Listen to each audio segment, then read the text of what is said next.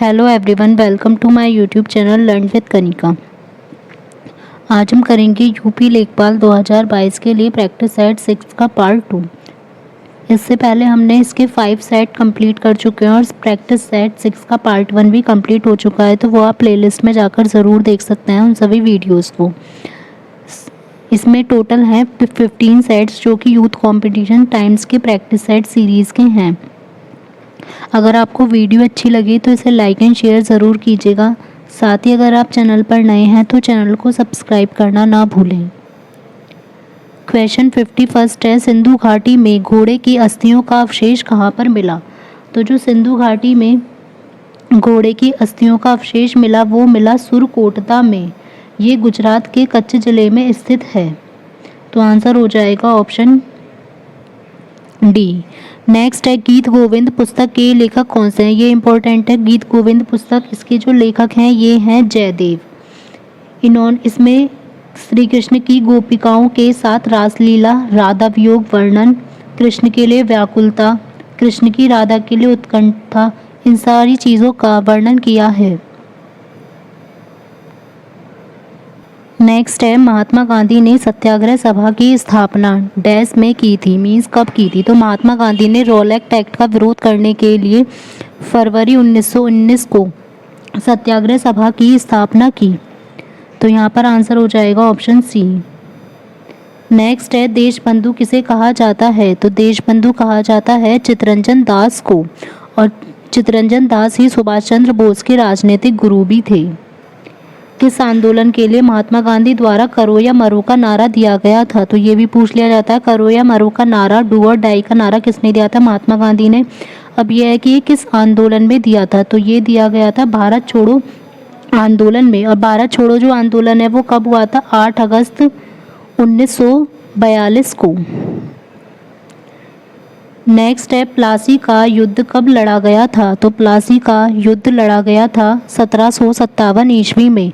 23 अगर डेट पूछ ली जाए तो 23 जून 1757 ईस्वी को बंगाल के नवाब सिराजुद्दौला तथा अंग्रेजों की सेनाओं के बीच में प्लासी का युद्ध हुआ था।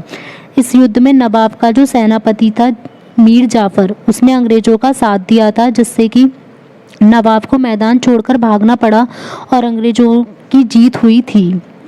नेक्स्ट है, भारत में कौन सा राज्य सबसे अधिक पड़ोसी राज्यों की सीमाओं को स्पर्श करता है? तो ये वाला भी इम्पोर्टेंट है क्वेश्चन। ये भी पूछ लिया जाता है कितनी राज्यों की सीमा को स्पर्श करता है? तो सबसे ज़्यादा जो करता है वो है उत्तर प्रदेश।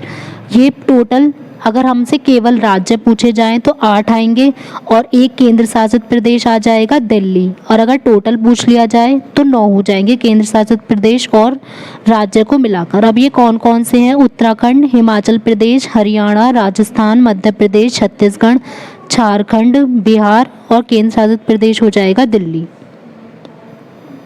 नेक्स्ट है, सूची फर्स्ट को सेकंड से सुमेलित कीजिए और सूचियों के नीचे दिए गए कूट का प्रयोग कर सही उत्तर चुनिए। सूची फर्स्ट में हिमालय की चोटियां और सूची सेकंड में राज्य दिए गए हैं। तो फर्स्ट हमें दिया गया है नंगा पर्वत। तो नंगा पर्वत ये कौन सा राज्य में है? नंगा पर्वत है जम्मू कश्मीर में। तो यहाँ ऑप्शन ए का हो जाएगा 1। नेक्स्ट है नंदा देवी। नंदा देवी का आएगा उत्तराखंड, तो बी का हो जाएगा 3। कंचनजंगा ये है सिक्किम में, तो सी का हो जाएगा 2। तो यहाँ पर आंसर हो जाएगा ऑप्शन बी 1, 3, 2।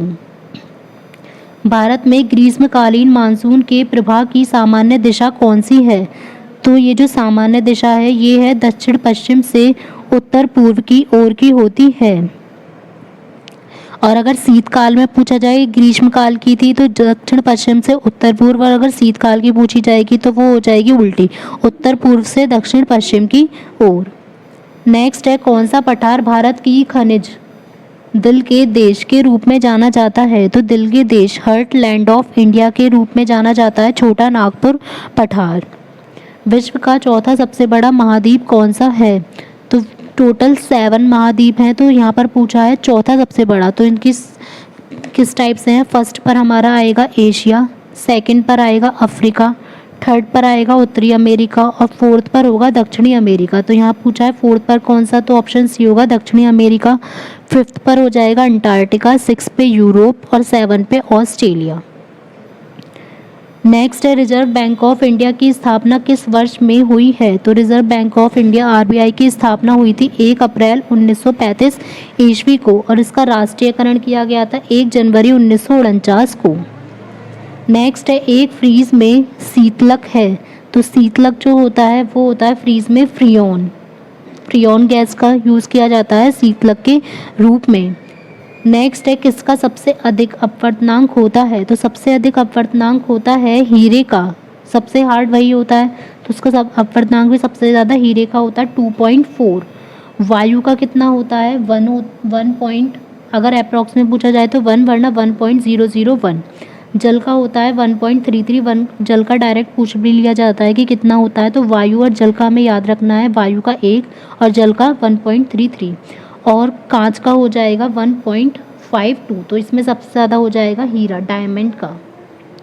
नेक्स्ट है न्यूट्रॉन, एक कण जो परमाणु के नाभिक का अंश है, क्योंकि जो परमाणु का नाभिक होता है उसमें न्यूट्रॉन और प्रोटॉन दोनों ही होते हैं और उसके चारों तरफ क्या होते हैं? हमारे इलेक्ट्रॉन। तो इसकी खोज किसने की थी न्यूट्रॉन की? तो सबकी खोज पूछ ली जाती है, न्यूट्रॉन की, प्रोटॉन की, इन सब की। तो न्यूट्रॉन की खोज जो है ये किसने की थी? जेम्स चैडविक ने। अब यहाँ पर अगर हम देखें जो ऑप्शन दे रखे हैं, मैडम क्यूरी ने की थी पोलोनियम की खोज, रदरफोर्ड ने की थी न्यूक्लियस नाभिक की खोज और मैक्स प्लैंक ने दिया था क्वांटम सिद्धांत। नेक्स्ट है एल्यूमिनियम के सबसे महत्वपूर्ण अयस्क का नाम क्या है? तो सबसे महत्वपूर्ण अयस्क का नाम हो जाएगा एल्यूमिनियम का बॉक्साइट। इसका फॉर्मूला क्या होता है? Al2O3.2H2O। तो आंसर हो जाएगा ऑप्शन ए। विटामिन B2 का रासायनिक नाम क्या है? तो विटामिन B2 का रासायनिक नाम है राइबोफ्लेविन। इसका जो मेन जो इसके सोर्स होते हैं वो हरी सब्जियां, अंडे, यीस्ट, पनीर, ये सब होते हैं। थायमीन हो जाएगा विटामिन B1 का नाम, रेटिनोल हो जाएगा विटामिन ए का नाम और एस्कॉर्बिक एसिड हो जाएगा विटामिन सी का नाम। नेक्स्ट है इंटरनेट का स्टैंडर्ड प्रोटोकॉल क्या है? तो स्टैंडर्ड प्रोटोकॉल होता है TCP/IP। इसका जो फुल फॉर्म है ये क्या होता है? Transmission control protocol and internet protocol. तो ये हो जाएगा इसका इंटरनेट का स्टैंडर्ड प्रोटोकॉल। HTML की भी फुल फॉर्म पूछ ली जाती है। इसका यूज़ वेबसाइट बनाने में किया जाता है। Hyper text markup language, Java language होती है एक। नेक्स्ट है एडमिरल कप किससे संबंधित है? तो एडमिरल कप ये संबंधित है नौकायन से। तो एडमिरल, अमेरिकन कप ये दोनों ही नौकायन से संबंधित हैं। भारत दुनिया में डैश सबसे बड़ा फल उत्पादक है? तो फल उत्पादक में भारत है सेकंड नंबर पर। तो आंसर हो जाएगा ऑप्शन ए। फर्स्ट पर है चीन और थर्ड पर आ जाएगा अमेरिका। नेक्स्ट है विश्व का दूसरा सबसे बड़ा PPE किट उत्पादक देश कौन सा है? तो PPE किट उत्पादक सबसे दूसरा पूछा है, दूसरा सबसे बड़ा हो जाएगा भारत और फर्स्ट पर आ जाएगा चीन। तो चीन होगा फर्स्ट पर और सेकंड पर इंडिया। नेक्स्ट है NSO ने 2020-21 में भारतीय GDP में कितना संकुचन अनुमानित किया है? तो यह है 7.7%। 20 से 22 सितंबर के बीच द्विपक्षीय समुद्र शक्ति अभ्यास किन दोनों देशों के बीच आयोजित किया गया था? तो अभ्यास ज़्यादातर पूछे जाते हैं करंट अफेयर के अकॉर्डिंग। तो ये अभ्यास आयोजित हुआ था भारत और इंडोनेशिया के बीच में। 9 सितंबर 2021 को वर्चुअली आयोजित 13वें ब्रिक्स शिखर सम्मेलन की अध्यक्षता किस देश के द्वारा की गई थी? तो ये भारत के द्वारा की गई थी। नेक्स्ट है 24 सितंबर 2021 को अमेरिका के वॉशिंगटन में क्वाड लीडर्स समिट। तो क्वाड की समिट होती है जिसमें 4 देश होते हैं। तो इनमें से निम्नलिखित में से कौन सा देश क्वाड समूह का सदस्य नहीं है? तो ये हमें पता होना चाहिए कि क्वाड में कौन कौन से होते हैं। तो इसमें होता है एक तो ऑस्ट्रेलिया होता है, भारत होता है, जापान होता है और फोर्थ हो जाएगा हमारा अमेरिका। लेकिन सिंगापुर दिया गया है, ये नहीं होता। तो आंसर होगा ऑप्शन डी।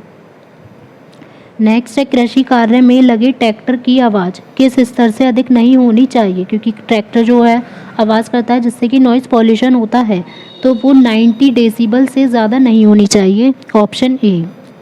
सिंचाई में जल प्रयोग की कुशल मितव्ययता के अनुसार कौन सी प्रणाली श्रेयस्कर होती है? तो सिंचाई में जल को यूज़ करने के लिए सबसे अच्छी होती है ड्रिप प्रणाली। की जो खोज थी ये इजराइल ने की थी, जिससे कि 35 से 75% तक पानी की बचत होती है और इससे पानी सीधे जड़ों तक पहुंचता है। दीमक को नष्ट करने के लिए सबसे उपयुक्त जो रसायन है वो कौन सा होता है? तो दीमक लकड़ी, कागज और अन्य वस्तुओं को नष्ट कर देती है, तो उसके लिए जो सबसे मेन रसायन होता है ये होगा मोनोक्रोटोफस, ऑप्शन बी।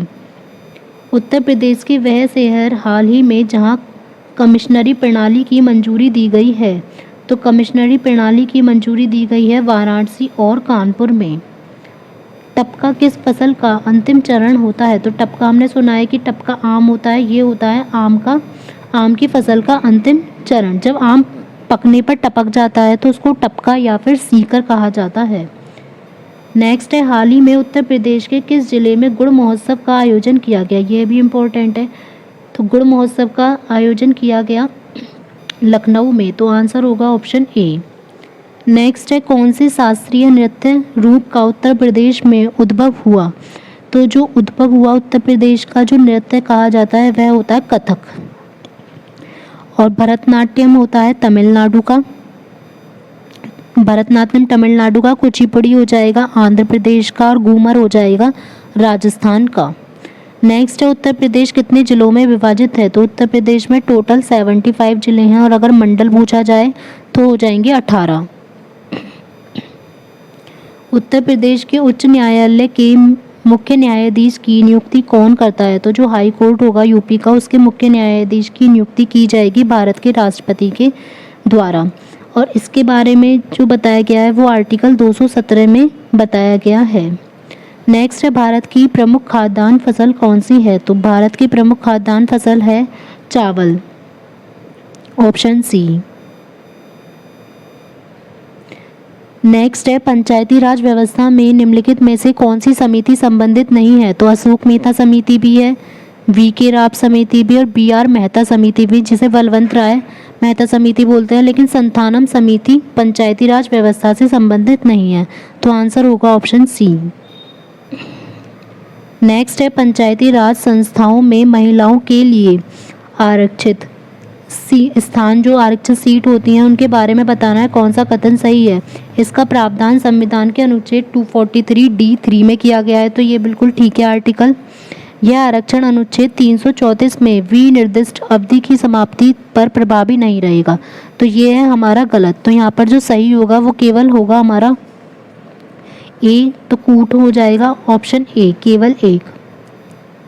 नेक्स्ट है, पंचायती समिति के सदस्य किसके द्वारा निर्वाचित या मनोनीत किए जाते हैं? तो पंचायत समिति के जो सदस्य हैं वो प्रत्यक्ष रूप से, डायरेक्ट रूप से जनता के द्वारा निर्वाचित किए जाते हैं, क्योंकि इसके इलेक्शन कराए जाते हैं। नेक्स्ट है, सहकारी संगठन में सदस्यों को मत देने का अधिकार होता है, किसके अकॉर्डिंग? तो उत्तर प्रदेश सहकारी समिति अधिनियम ये आया था 1965 ईस्वी में। इसकी धारा 20 के अनुसार सहकारी समिति के सदस्य को पूंजी की राशि को ध्यान दिए बिना समान रूप से मत देने का अधिकार होता है। नेक्स्ट है, निम्नलिखित में से कौन सा भारत में सतत विकास लक्ष्यों के कार्यान्वयन के लिए एक नोडल संस्था है? तो ये है नीति आयोग, जिसका नाम पहले योजना आयोग था। 2015 में इसका नाम बदलकर नीति आयोग कर दिया गया। राष्ट्रीय विकास परिषद कब गठित की गई थी? तो राष्ट्रीय विकास परिषद की स्थापना की गई थी 6 अगस्त 1952 ईस्वी में। इसका अध्यक्ष प्रधानमंत्री होता है तथा सभी राज्यों के मुख्यमंत्री इसके सदस्य होते हैं। किस फसल के निर्यात से भारत को सबसे अधिक राजस्व की प्राप्ति होती है? तो भारत की जो सबसे मेन है वो चावल ही है, तो चावल से सबसे ज़्यादा होती है, तो आंसर हो जाएगा ऑप्शन बी। निम्नलिखित में से कौन सी बासमती चावल की संकर प्रजाति है? कॉम्प्लेक्स जो मिक्स वाली प्रजाति है ये होगी पूसा RH10, जिसका विकास ICAR दिल्ली के द्वारा किया गया है। निम्नलिखित में से कौन सा भारतीय अर्थव्यवस्था का प्राथमिक क्षेत्र है? जो प्राथमिक क्षेत्र होगा ये आ जाएगा कृषि। प्राथमिक में आएंगे हमारे प्राइमरी वाले, और जो उद्योग वाले होते हैं ये होते हैं हमारे सेकेंडरी, और होटल, बीमा, सॉफ्टवेयर इन सब के माने जाते हैं तृतीयक, टर्शरी। नेक्स्ट है स्वतंत्रता प्राप्ति के बाद भारत ने सर्वाधिक प्रगति की है चावल के उत्पादन में, दालों के उत्पादन में, पटसन के उत्पादन में या गेहूं के उत्पादन में। तो स्वतंत्रता के पश्चात जो नई कृषि नीति थी 1966 से 67 के बीच में आई, तो उसमें उसके बाद जो सबसे ज़्यादा वृद्धि देखी गई वो गेहूं के उत्पादन में देखी गई। तो आंसर हो जाएगा ऑप्शन डी। नेक्स्ट है युवा उद्यमियों को बढ़ावा देने के लिए सरकार द्वारा निम्नलिखित में से कौन सा कार्यक्रम प्रारंभ किया गया। तो ये किया गया था स्टार्टअप इंडिया, जिसकी शुरुआत 2016 में की गई थी। निम्नलिखित में से कौन सा उद्देश्य JNNURM योजना से संबंधित नहीं है। तो ये है JNNURM, इसकी फुल फॉर्म क्या है, जवाहरलाल नेहरू राष्ट्रीय मीन्स नेशनल हो जाएगा, शहरी अर्बन नवीनीकरण और मिशन। तो ये इसकी फुल फॉर्म है जवाहरलाल नेहरू राष्ट्रीय शहरी नवीनीकरण मिशन। ये इसकी शुरुआत की गई थी 2005 में। अब पूछा है कि इस योजना से संबंधित कौन सा नहीं है। तो शहरी विद्युतकरण भी है, शहरी परिवहन भी है और सफाई स्वच्छता और सीवर व्यवस्था भी है, लेकिन विरासत क्षेत्रों का विकास इस योजना से संबंधित नहीं है। तो आंसर होगा ऑप्शन सी। निम्नलिखित में से कौन सर्वोदय योजना की रूपरेखा तैयार करने में सम्मिलित था। तो सर्वोदय का मतलब होता है सभी का कल्याण करना। यह गांधी दर्शन का मुख्य हिस्सा है। इसी से प्रेरणा लेकर जयप्रकाश नारायण ने आर्थिक विकास के लिए सर्वोदय योजना, जो कि 1950 में इसकी रूपरेखा तैयार की थी। उत्तर प्रदेश में किसान भाई योजना लागू की गई थी। तो उत्तर प्रदेश में किसान भाई योजना का प्रारंभ किया गया था 1992 ईस्वी में। लास्ट क्वेश्चन है, गैसो हॉल की पायलट परियोजना उत्तर प्रदेश में प्रारंभ की गई है। तो ये की गई है आंवला में। ये बरेली जिले के आंवला तहसील में स्थित है, जिसकी शुरुआत की गई थी 2001 में। तो अगर आपको आज की वीडियो अच्छी लगी हो तो इसे लाइक एंड शेयर ज़रूर कीजिएगा। साथ ही आप इन क्लासेस की PDF आप टेलीग्राम ग्रुप से ले सकते हैं, जिसका लिंक डिस्क्रिप्शन बॉक्स में गिवन है, या आप लर्न विद कनिका के नेम से वहाँ सर्च कर सकते हैं, तो आपको सारी PDF मिल जाएंगी। Thank you.